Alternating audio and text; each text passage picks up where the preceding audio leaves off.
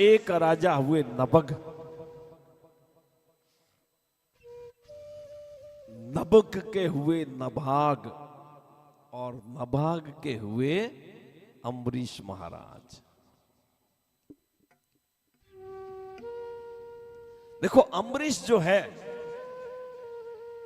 भगवान विष्णु के बड़े प्रेमी, उनकी पत्नी भी बहुत धार्मिक, बड़ी सुशील, उद्धार दिल। देखो पूरी पृथ्वी के सम्राट होकर भी अम्बरीश को बिल्कुल अभिमान नहीं था। अम्बरीश पूरी पृथ्वी के सम्राट थे, परंतु बिल्कुल घमंड नहीं उनको। वो सब कुछ सर्वस्व अपना ठाकुर जी को ही मानते थे। अब ध्यान से सुनना, हम सबके काम की चीज है। देखो साल में जितनी भी एकादशी आती है, कितनी आती है? 24 एकादशी आती है, और अधिक मास होता है तो 2 और बढ़ जाती है। तो जितनी भी एकादशी आती है, अम्बरीश महाराज निर्जल एकादशी करते थे। देखो पृथ्वी के सम्राट अपनी प्रजा को बेटों की तरह रखते थे। जितनी भी एकादशी आती है, अम्बरीश महाराज निर्जल एकादशी का व्रत करते थे। देखो मनुष्य मात्र को एकादशी का व्रत तो करना ही चाहिए। माताएं और भाई लोग जो बैठे हैं ध्यान से सुनना, एकादशी का व्रत तो मनुष्य मात्र को करना ही चाहिए। एकादशी व्रत करना हमारा धर्म भी है। देखो धार्मिक रीति से भी एकादशी करना चाहिए और शारीरिक दृष्टि से भी एकादशी का व्रत करना चाहिए।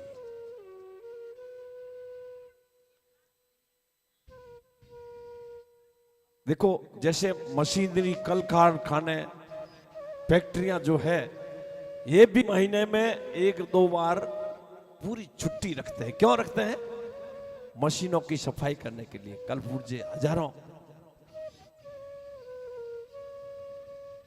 भाई खराब ना हो जाए तो उसको सफाई करनी चाहिए। इसी प्रकार अपने शरीर में भी हजारों मशीनें हैं,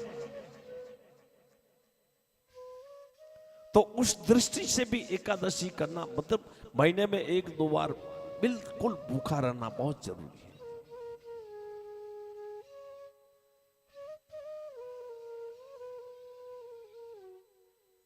अब कई माताएं बोलती हैं, भाई लोग बोलते हैं महाराज डायबिटीज है, वो है, तो उसका भी अब तो बहुत साधन हो गया है। फलाहारी रोटी बना सकते हो आप, परंतु एकादशी ठाकुर जी खुद आपको शक्ति देंगे अगर श्रद्धा और भाव से अगर एकादशी करते हो तो।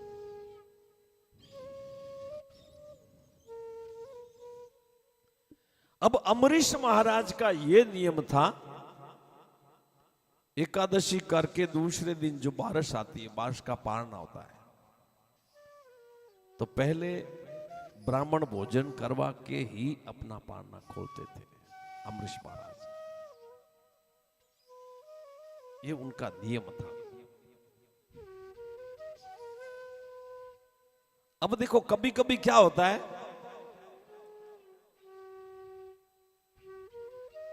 ध्यान से सुनना, बारिश का जो पारना होता है ना, वो बारिश की तिथि में ही होना चाहिए।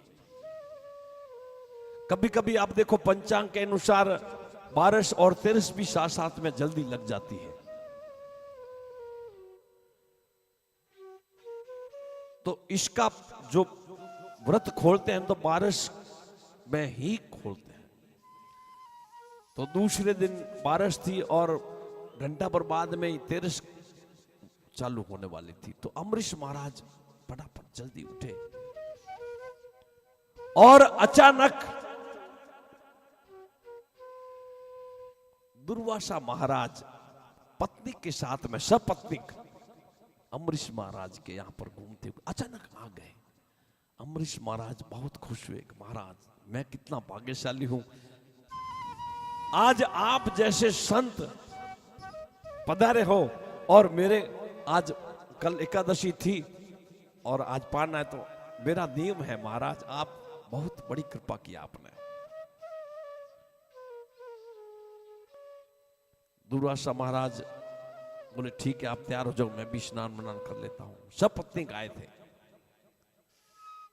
अब अम्बरीश महाराज ने देखा कि अब तो आधा पौन घंटे का समय है, बारिश है, फिर तेरस लग जाएगी, तो फटाफट दुर्वासा महाराज अपने नित्य क्रिया से निवृत्त होने के लिए गए और टाइम हो रहा है, केवल 5-7 मिनट बाकी है, बारिश। अम्बरीश महाराज चिंता में पड़ गए, बोले क्या करें। अम्बरीश महाराज ने देखा अब आएंगे जब तक मैं क्या करता हूं, भगवान को चढ़ना मत ले लेता हूं तो खंडित ना हो। अम्बरीश महाराज ने प्रभु को प्रार्थना करके जैसे ही चरणामृत लेने लगे और दुर्वासा महाराज आ गए, खबरदार मेरी इजाजत के बिना आपने ये चरणामृत क्यों लिया, पंचामृत क्यों लिया। बोले महाराज बात, बोला कुछ नहीं, मेरी इजाजत के बिना क्यों लिया, तू तो मेरी तौहीन कर दी। बोले महाराज आपको तो मालूम है बारिश खत्म होने, बोला मैं कुछ नहीं जानता, तुमने मेरी तौहीन कर दी।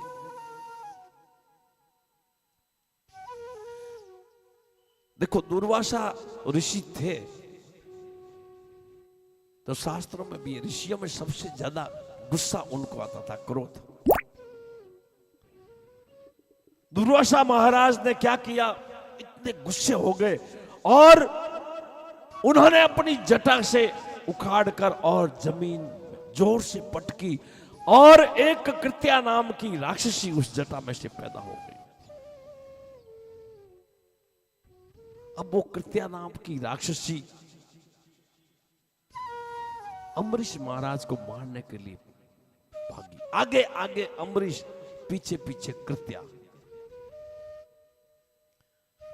महाराज अम्बरीश जी भगवान विष्णु के बहुत लाडले थे।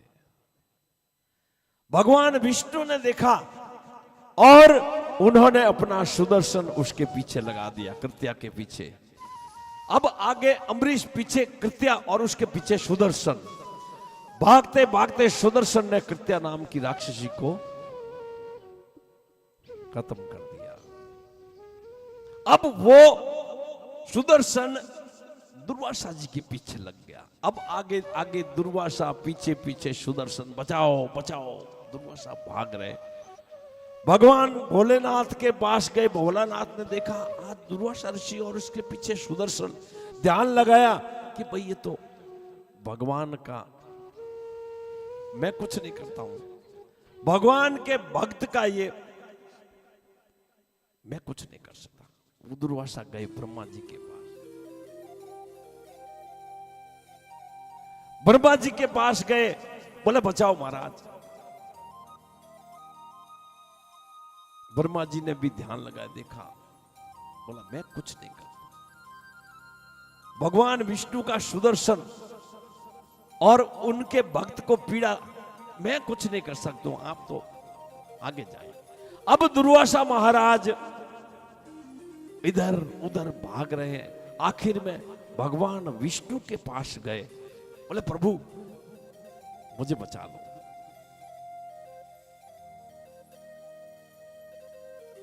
जिस समय दुर्वासा महाराज भगवान विष्णु के पास गए, जिनका सुदर्शन था, उस समय भगवान विष्णु उस भक्त को ही याद कर रहे थे, अम्बरीश को, और कहा अहम भक्त पराधीन है स्वतंत्र इव द्विज साधु विगस्ता हृदयो भक्तेर भक्त जना प्रिय। भगवान विष्णु बोले मैं भक्त के अधीन हूं, मैं मेरे भक्त के अपराधी को कैसे बचा सकता हूं? भगवान विष्णु ने मना कर दिया, भाई मैं कुछ नहीं कर सकता।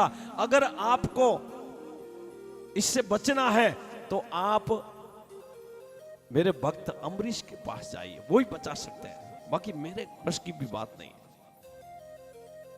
अब दुर्वासा महाराज फिर भागते भागते अम्बरीश के यहां पर आए और 15 दिन हो गए, देखो 15 दिन तक भाग रहे हैं। और उसी दिन संयोग से एकादशी का पान बारिश थी। और अम्बरीश कैसे थे ध्यान है आपको? जब से दुर्वासा गए भोजन नहीं किया, जब से उन्होंने एक अन्न का दाना भी मुंह में नहीं डाला और मन में संकल्प कर लिया, जब तक मैं दुर्वासा जी को भोजन नहीं करा लूंगा तब तक मैं अनाज नहीं ग्रहण करूंगा। देखो कैसे संत, कैसे महाराज, एक राजा, पृथ्वी के सम्राट,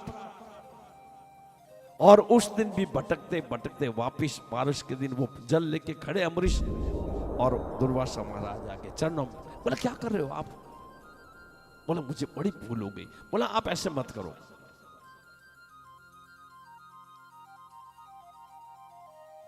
मैं तो एक मामूली सा भक्त हूं, आप संत लोग, आप मेरे चरणों में क्यों पड़ते हो? बोला मुझे बचा लो। अम्बरीश महाराज बोले देखो महात्मा जी, अगर मैंने भक्त और भगवान में कोई फर्क रखा हो तो सुदर्शन जी आप शांत हो जाइए। सुदर्शन जी फट शांत हो गए। दुर्वासा जी बोले कि भक्त और भगवान का अंतर मुझे आज मालूम पड़ा है।